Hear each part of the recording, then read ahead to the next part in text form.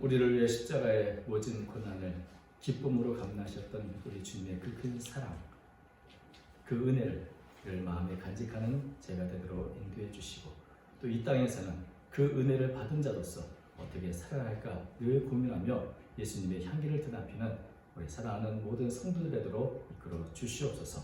오늘도 말씀을 통하여서 우리의 심령을 새롭게 해주시고 주의 뜻을 깨닫게 해 주옵소서.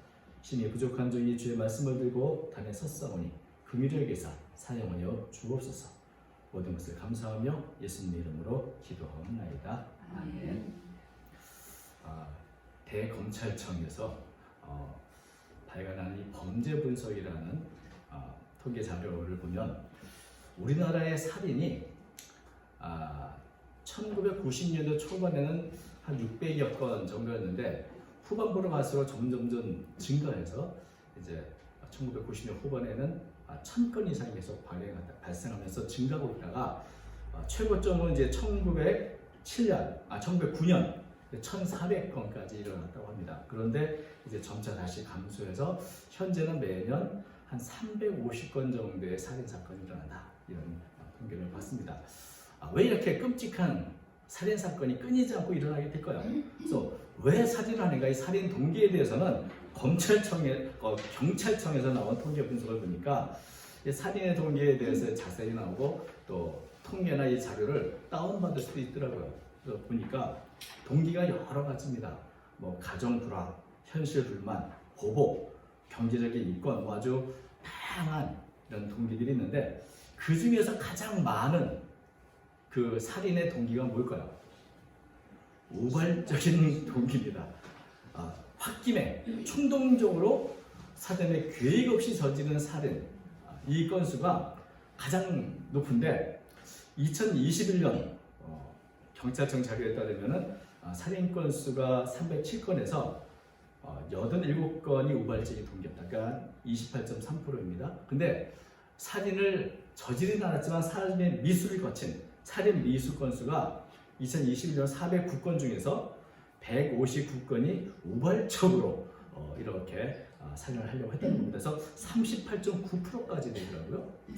그러니까 이 살인에 있어서 아주 치밀한 어떤 계획을 세워서 하는 것도 있지만 홧김에 그냥 욱하는 마음으로 그냥 우발적으로 사람을 죽이는 일이 많이 일어난다는 겁니다. 그래서 다시 한번 또 좀 자료를 봤습니다. 왜 사람들은 우발적으로 사람을 죽일까? 살인을 저지른 사람들을 대상으로 이걸 분석을 해보니까 대개 이런 살인을 저지른 사람들은 두 가지 경향이 있는데, 하나는 자기 중심적이어서 자신의 필요를 충족시키려는 마음이 굉장히 강한 사람들이다. 또 하나의 경향은 폭력을 수단으로 사용하는 경향이 많은 사람이다. 그러니까 이게 똑같은 일이 있어도 누구나 다 우발적으로 살인을 저지르는 것이 아니고 평소에 폭력적인 성향이 있거나 폭력을 수단으로 생각하는 사람들, 이런 사람들이 우발적으로 살인하는 경우가 많다는 겁니다. 우리가 찾아보면 똑같은 일이라도 뭔가 좀 평화적으로 잘 해결할 방법을 찾으면 되는데, 폭력이라는 가장 쉬운 수단, 그리고 자기를 만족시키는 수단을 그냥 사용하는 것이 습관이 되고 경향이 되다 보니까 이렇게 우발적인 살인 사건이 많다는 겁니다. 살인은 아주 가장 큰 폭력이죠. 그래서 이 폭력을 저지른 이 사람들에게는 당연히 그에 따른 처벌을 받게 됩니다. 그것은 이 땅의 법정에서뿐 아니라 하늘나라 하나님의 심판에서도 당연히 이 살인에 대한 책임을 면할 수 없을 것입니다. 오늘 본문을 보면 이렇게 말씀하십니다. 21절, 옛사람이 말한 바 살인하지 말라. 누구든지 살인하면 심판을 받게 되리라 했다는 것을 내가 들었으나, 살인을 저지르면 하나님의 심판을 받는다. 그러면 여러분, 살인을 저지르지 않으면 될까요? 그냥 사실 이 십계명에 되어 있는 살인하지 말라는 계명은 어찌고 우리하고 가장 멀리 느껴지지 않는, 나는 그렇게 살인할 생각도 없고 앞으로 살인할 가능성도 별로 없으니 이 계명은 난 잘 지켜왔는데 라고 참 생각하기 쉬운 그런 계명이죠. 그런데 예수님께서는 단지 살인만 저지르지 않으면 되는가? 예수님 분노하는 사람도 결코 그 책임을 면할 수 없다. 이렇게 말씀하고 있는 것이죠. 예수님 마치 살인과 동등한 수준에서 아주 위험한 것으로 이 분노를 이렇게 말씀하고 있는 것을 보게 됩니다. 22절 나는 너에게 이르노니 형제에게 노하는 자마다 심판을 받게 되고 형제를 대해 나가라는 자는 공에 잡혀가게 되고 미련한 놈이라 하는 자는 지옥불에 들어가게 되라. 형제에게 노하는 자는 심판을 받게 된다. 화를 내는 것이 어떤 겁니까? 이 분노죠. 이 화를 내는 것은 물리적인 폭력은 아니지만 사실 가장 보편적인 폭력 중에 하나입니다. 가장 작은 폭력이죠. 다른 사람에게 화를 내는 것도 폭력이라는 이게 굉장히 중요한 개념입니다. 그런데 이런 작은 폭력이 자라면 결국 큰 폭력을 일으키게 되는 것입니다. 창세기에 보면 가인이 자기 동생 아벨을 죽여 아주 끔찍한 살인사건이 있습니다. 왜 가인이 아벨을 죽였는가? 이 살해한 동기를 찾아가다 보면은 가인의 마음속에 분노가 있음을 발견합니다. 가인과 아벨이 하나님께 제물을 드려 제사를 드렸는데 동생이 제물을 받고 자기네 제물은 거부를 당했을 때 가인은 분노했습니다. 그래서 하나님께서는 이런 가인의 마음에 가득 찬 분노에 대해서 이렇게 경고하셨죠. 창세기 4장 6절입니다. 여호와께서 가인에게 이르시되 네가 분하여 함은 어찌 되느냐 안색이 변하면 어찌 되느냐 네가 선을 행하면 어찌 낯을 들지 못하겠느냐 선을 행하지 아니하면 죄가 문에 엎드려 있느니라 죄가 너를 원하나 너는 죄를 다스릴지니라. 이 분노는 어찌 보면 잠시 막 욱하고 뛰어오르 타올랐던 감정이다가 또 어느 순간 사라지기도 하는 그런 감정입니다. 그런데 어떤 분노는 사라지지 않고 계속 마음속에 남아있는 분노가 있죠. 마음속에 오히려 뿌리를 깊이 내려와서 계속 타오르는 분노. 여러분 이런 분노 해결되지 않고 여전히 분노 가운데 있는 이런 분노는 결국 틈을 사탄에게 또 죄에게 틈을 열어주는 역할을 하는 겁니다. 하나님께서는 가인에게 분노하고 있는 가인, 화가 나가지고 얼굴색이 다 변해 있는 그 가인을 향해서 그 분노, 그 죄가 너를 노려보며 죄가 문 앞에 엎드려 있다. 그 말씀은 아주 뿌리 깊은 분노가 지금 너를 노려보면서 틈을 노리고 있다. 이렇게 말씀하신 겁니다. 만약에 네가 그 분노를 다스리지 못한다면 결국 그 분노가 너를 다스리게 될 것이다. 죄 너를 원하나 너는 죄를 다스려라. 분노가 있을 때 이 분노를 내가 조절하고 통제할 수 있으면 됩니다. 그런데 그렇게 통제하지 못하고 조절하지 못한 분노는 결국 내 자신을 삼키게 된다는 것입니다.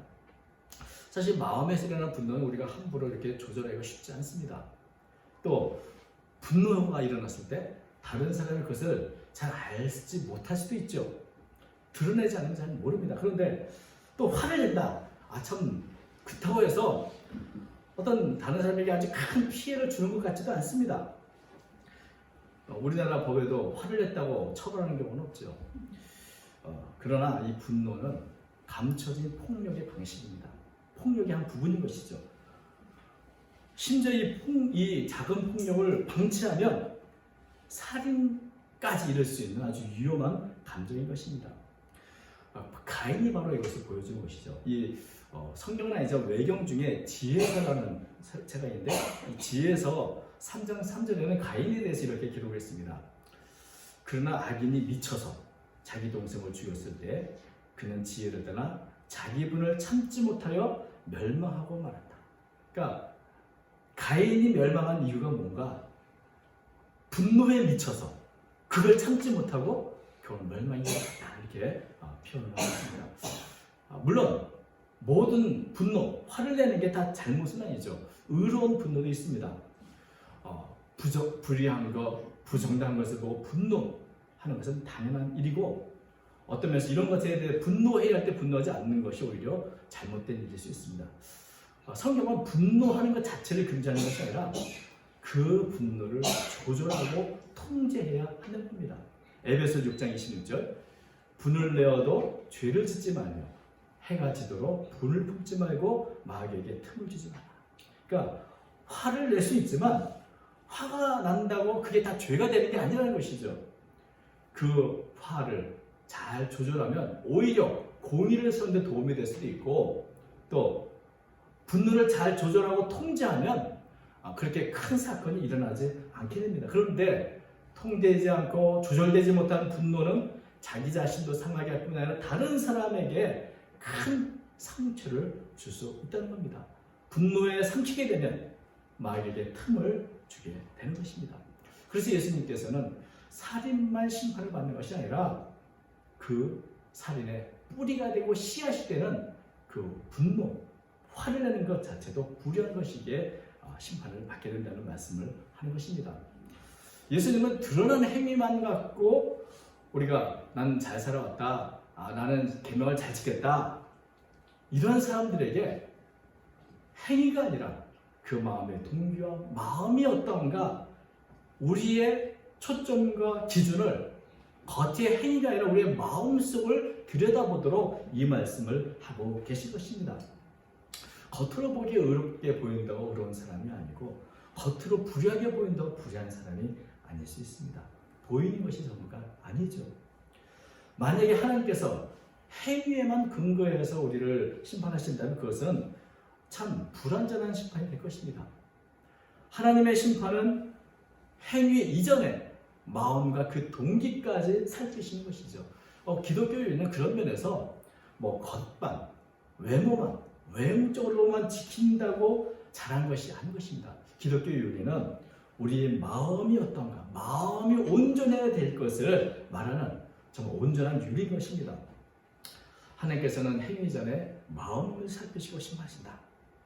이것을 우리는 늘 기억해야 됩니다. 그런데 이 마음의 분노, 이것이 점점 자라면 언어로 드러나는, 말로 드러나는 것이죠. 말폭력.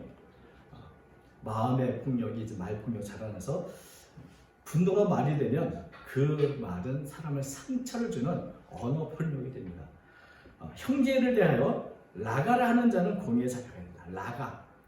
라가라는 말이 비었다는 말에서 나온 단어인데 공동번역에서는 바보로 번역했고 새 번역에서는 얼간이라고 번역을 했습니다. 어찌 보면 이게 그렇게 큰 욕은 아닙니다. 근데 이 말의 의미는 다른 사람을 멸시하고 조롱하고 무시할 때 하는 말인 것이죠. 다른 사람을 존중하지 않고 멸시하고 무시하면서 오만하게 말하는 그 말, 그 말이 그 듣는 사람에게 상처를 입히는 언어 폭력이 되는 것입니다. 이 분노가 폭력적으로도 발전한 것이죠. 마음에 뿌리 붙고 있는 분노, 뿌리 깊게 내리고 있는 분노도 나쁘지만 사람을 멸시하는 언어 폭력도 나쁩니다. 그래서 여기 예수님께서는 공의에 잡혀갈 만큼 큰 일이다. 더 나아가서 미련한 놈이라는 자는 지옥불에 들어가리라. 이 미련한 놈이라는 표현은 좀 유래가 있는 그런 표현입니다. 그것은 어떤 지식적으로 또 정신적으로 모자라다는 의미가 아니라 비도덕적인 삶, 하나님을 알지 못하고 하나님 부인하면서 비도덕적으로 삶을 살아가는 사람을 의미하는 표현으로 매경에 이렇게 나와 있습니다. 다시 말하면 그 사람의 도덕성, 그 사람의 명예를 비방하고 훼손하는 그런 단어인 것이죠. 그래서 이것은 명예훼손에 해당되는 그런 말인 것입니다. 그 사람을 도덕적으로 또 인격적으로 무시하고 또 모욕하는 주의인 것이죠. 그래서 어떤 면에서는 명예훼손, 그것은 어떤 면에서 인격살인이라고 하시는 것입니다. 흔히 인격살인이라는 것이 눈에 보이지 않는 폭력이지만 사실은 그의 인격을 모든 사람의 비방함으로 죽이는 역할을 하는 것. 굉장히 큰 문제입니다. 여러분, 근데 우리가 하나하나 살펴보니 참 마음의 분노, 또 나도 모르게 행하는 어떤 말들, 더 나아가서 다른 사람을 비방하는 일들, 이런 것들이 사실 우리가 죄의식 없이 그 사소하게 흔히 대수롭지 않게 하게 되죠. 죄라는 의식이 없이 하는 일이기도 합니다. 근데 하나님께서는 이런 모든 것들을 그렇게 대수롭게 사소하게 여기지 않는다는 것이고, 또한 이런 일을 당한 사람 입장에서는 정말 그것은 자신의 인격을 무시하는 것이고 상처를 주는 것이고 아주 깊은 상처가 되는 일이 되는 겁니다. 최근에 학교 폭력에 대한 이 폭로가 참 많이 나옵니다. 이미 참 시간이 많이 흘렀기 때문에 대부분은 다 잊어버렸는데 그때 상처를 받았던 사람들은 성인이 된 지금도 그때 마음의 상처, 아픔을 잊지 않고 있는 것을 보게 됩니다. 최근에 드라마 중에 더 글로리라고 하는 영화를 보면 아예 그때 받던 상처를 보복하는 것을 인생의 목표로 삼는 그런 이야기가 나오죠. 근데 대부분 피해자는 이렇게 아파가지고 어쩔 줄 모르고 상처 때문에 참 힘겨운 삶을 살고 있는데 가해자는 그것을 다 잊어버리고 아무렇지 않게 사는 경우가 많습니다. 왜 그럴까요? 그것을 자신은 그렇게 심각한 죄거나 그렇게 그가 엄중한 게 이 죄가 되어서 그에게 큰 상처를 줬다는 것을 잘 깨닫지 못하기 때문에 그런 것입니다. 그저 어린 시절에 있었던 그저 치리에 불과하다 이런 생각하기 때문에 다 잊어버리기 때문에 그런 것입니다. 사실 우리도 그렇습니다. 우리가 마음으로 화를 내고 말로 행하고 또 다른 비방하는 글쎄 그렇게 대수롭지 생각하지 않기 때문에 또 반복해서 그런 일을 하게 됩니다. 그것은 아주 작고 사소한 일이기 때문에 별로 생각나지 않을 때도 많이 있습니다. 그런데 하나님께서는 이것을 결코 사소한 일로 여기지 않는다는 것이죠. 요한에서 3장 15절을 보면 그 형제를 미워하는 자마다 살인하는 자니 살인하는 자마다 영생이 그 속에 거하지 않는 것을 너희가 아는 거라. 형제를 사랑하고 존중하고 보듬어 주는 것이 중요한데 그렇지 못하고 마음에 미움을 품고 있다면 그는 이미 마음으로 살인한 자라고 말씀하는 것입니다. 분노의 종이 되거나 강한 멸시에 언어 폭력을 하거나 다른 사람의 명예를 훼손하는 비방을 하는 이런 인격살인 마찬가지죠. 그것도 역시 하나님께서는 마음으로 이미 살인한 자라고 여기시는 거죠. 그래서 예수님께서는 이런 자를 가장 엄중한 최종적인 처벌인 지옥불에 들어가게 된다는 이런 심각한 말씀도 하고 계시는 겁니다. 그래서 이렇게 생각해 보면 본래 살인하지 말라는 계명은 나와는 전혀 상관없는 계명이라고 또 잘 지켜왔다고 생각했는데 예수님 말씀하신 이 기준에 따라서 우리 자신을 보면 야 나는 이 계명에 저질 수 없는 사람이구나. 어쩌면 내 마음으로 얼마나 많은 사람들을 죽였고 얼마나 많은 사람들이 나 때문에 상처를 받았을까 하는 생각을 하게 되는 것이죠. 사실 이 말씀은 살인하지 말라는 계명에만 속한 것이 아니라 하나님이 주신 모든 계명을 바로 이런 기준으로 살펴보아야 하는 것입니다. 이런 기준에서 계명을 보고 내 마음, 내 삶을 돌아볼 때 그때 비로소 내가 참 잘못했구나. 내가 참 심각한 죄를 졌구나. 나로 인해서 그 형제는 그 자녀는 얼마나 많은 마음의 상처를 입었을까. 다른 사람의 상처가 눈에 보이고 자신의 잘못이 드디어 눈에 보이게 되는 것입니다. 그래서 진정한 의미에서 자신의 잘못을 바로잡고 올바른 관계를 회복할 수 있는 기회를 얻게 되는 겁니다.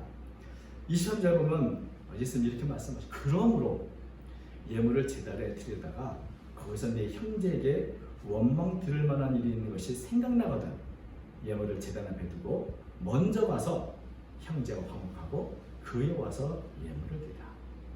하나님 앞에 설 때, 하나님의 말씀을 들을 때, 그때 비로소 우리는 생각나는 것들이 있습니다.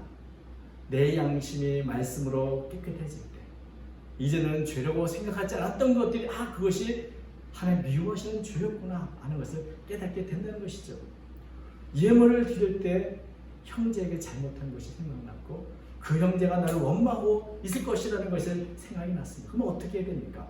예수님께서는 제물을 드리다가도 그걸 제단에 두고 즉시 먼저 가서 형제와 화목하라고 말씀하셨습니다. 하나님께 예물 드리기 얼마나 중요한 일인데 그걸 멈추는 것은 좀 너무한 거 아닌가 싶죠.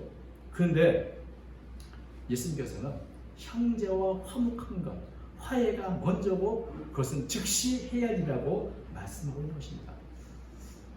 여러분, 가인과 아벨을 한번 생각해 보십시오.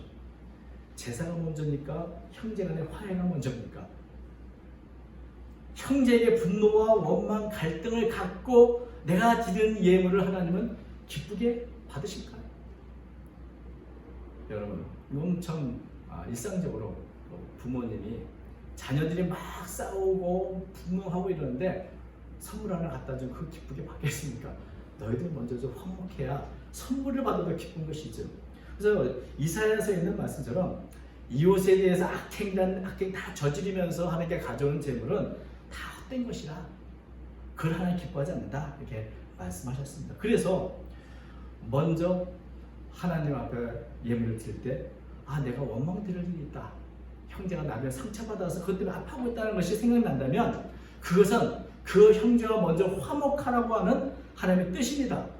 왜냐하면 생각나는 것이 그렇게 지금까지 잊고 있는데 갑자기 생각나는 것은 하나님께서 깨우쳐 주시는 것이죠. 그때 즉시 멈추고 내가 하나님 앞에 예물 드리기 전에 멈추고 형제 화목하는 것을 먼저 하라고 말씀하고 있습니다.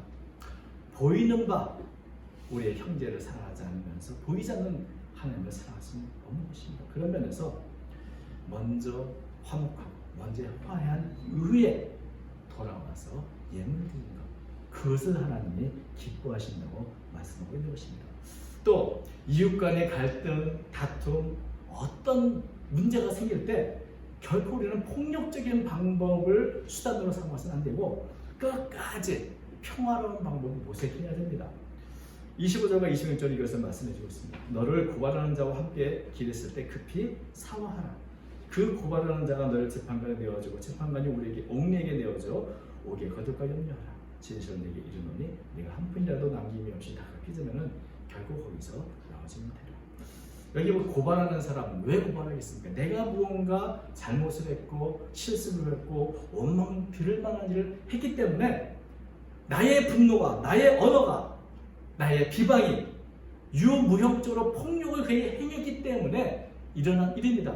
그것을 받는 사람에게도 동일하게 마음에 분노가 일어나고 어떻게 해야되는지 보복하려는 마음이 생기고 심지어는 폭력적인 방법으로 해결하는 마음이 있을지도 모릅니다. 우발적으로.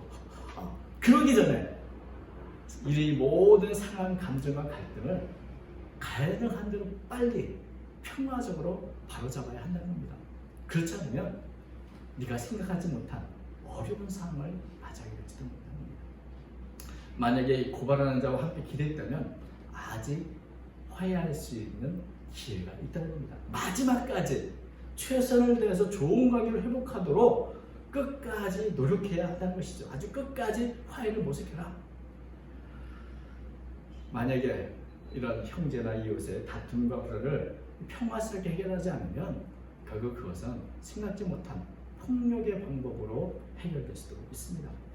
다툼을 해결하지 않으면 그것이 그냥 유야무야 사라진 것이 아니라 그것이 숨어있다가 언제 어디서 우리의 삶의 평을 해치는 장애물이 되고 가시가 될지도 모르는 일이기 때문에 그렇습니다.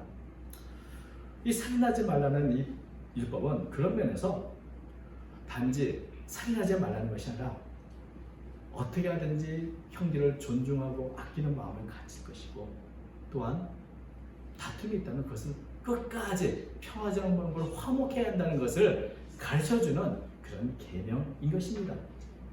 그래야 우리 모든 성도가 하나님께서 원하시는 화평한 삶, 화평은 바로 샬롬이죠. 그 화평한 삶을 유지하며 살 수 있는 것입니다. 우리가 하나님과 화목한 자로 십자가를 통해서 화목한 자가 되었다면 이제는 그 화목을 유지하며 살아가야 되는데 우리와 함께 살고 있는 모든 형제와 이웃들과도 이러한 화목을 유지해야 하는 것입니다. 로마서 12장 18절 이렇게 말합니다.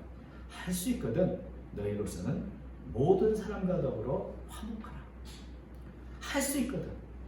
최선을 다해서 끝까지 평화스러운 방법으로 문제를 해결하며 살아가야 우리는 화평을 유지하는 삶을 살 수 있습니다.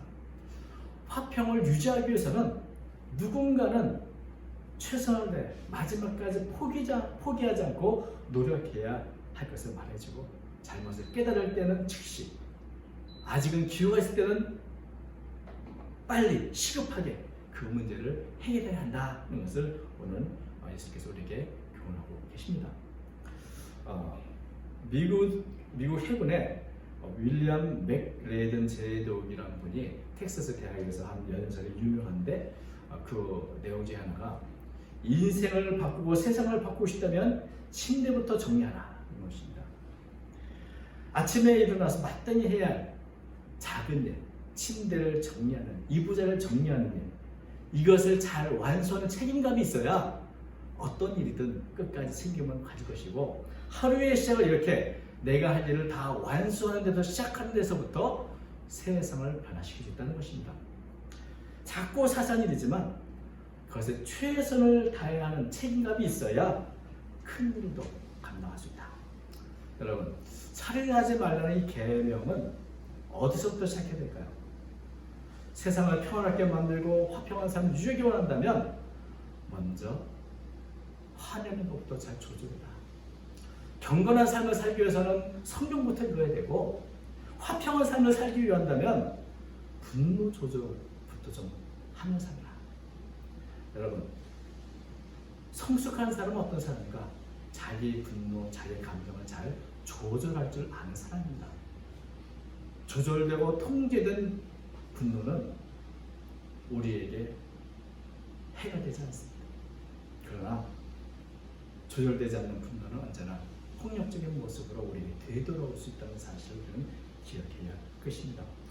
오늘 이 말씀을 통해서 우리 삶에 나는 어떤 삶을 살고 있는가 한번 돌아보시기 바라고, 우리의 마음속에 작은 폭력이라도 폭력을 수단으로 생각하는 그런 경향이 없는가, 그런 습관이 없는가, 화나 사소한 욕이나 혹은 여러 이런 비방이나 이런 것들이 사실 우리 안에 습관이 될 수도 있습니다. 그런 면에서 그런 것이 잘못이라는 것을 알았다면, 깨달았다면, 생각났다면 즉시 급히 하나님께 회개하고, 또 이웃과의 관계도 화해하고, 그렇게 하나님 앞에서 모든 생각 화목한 삶을 살아가야 될 줄로 믿습니다. 이런 삶을 우리가 올 한 해 좀 화평한, 하나님이 주시는 화평을 누리는 그런 삶을 살아가는 저 여러분 되시기를 주님의 이름으로 축원합니다. 아멘. 기도하겠습니다. 거룩하신 하나님 아버지, 언제나 저희를 사랑하시니 감사합니다. 주님이 주시는 평안을 우리가 누리며 살아가기를 원합니다.